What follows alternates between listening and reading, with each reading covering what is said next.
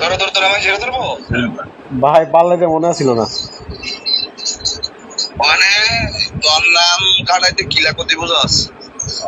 কোন আপনি ভাই কেমনে আমি কাটাবেন? এত কথা কই পারছি না, 20,000 টাকা ইমার্জেন্সি, আমার বিকাশ নাম্বার আছে, তাড়াতাড়ি পাঠাবি। এই যে এন্ট্রি হইতেছে, হ্যাঁ আমি এই লিগে বাইরে আইছি। আমি বলছি না ভাই এটা আমার ছোট ভাই, এটা আমি যা করার বুঝছো না।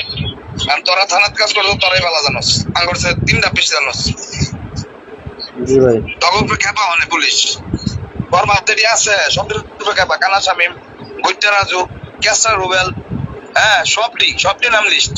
মানে আমি আর এই দরকার নাই আমার, আমার তুই ছোট ভাই, হ্যাঁ যদি মানুষ আর কি জি বল ভাই। ভাই। হ্যালো, আচ্ছা ভাইয়া ঠিক আছে, আমি জানাইতেছি আপনার বাসায় কথা বলে ভাইয়া, আমি জানাই একটু। বাসায় কথা কবি না কোনটা করবি আমি তো বুঝতেছি না, কিন্তু আমি বাইরে বাড়িছি খালি তোর লেগে বাড়িছি। এখন তো কি কমু ভাই, আরেক জায়গায় টাকা পয়সা দিছি, আরেকটা মামলার ব্যাপার লিয়া আসি খুব তাহলে ঝামেলায়। তাহলে বাদ তুই দে। আচ্ছা ভাই একটু সময় দেন, আমি জানাইতেছি মামলা আপনাকে। খাওয়া ভালো না, মামলা দেবেন না। মামলার আগে যদি জানতাম যে 2 লাখ টাকা লাগবো, তাহলে আল্লাহ বাঁচাইছে আমারে, 2 লাখ টাকা দিলাম আমার মামলা। তার এই মামলা যদি কেউ ধরা খায় 3 বছর আগে কেউ জয়েন হইতো না।